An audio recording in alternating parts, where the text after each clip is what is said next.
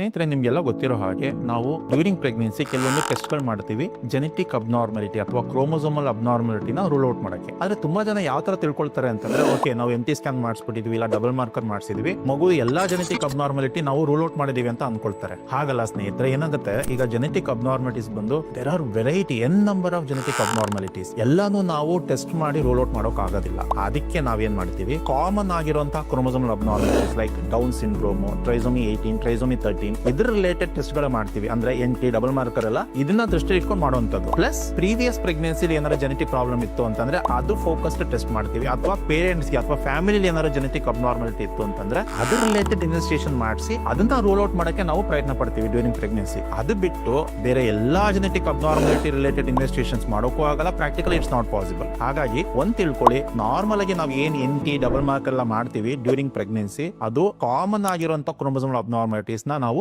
Rule out ಮಾಡಕ್ಕಷ್ಟೇ ಮಾಡುವಂತದ್ದು.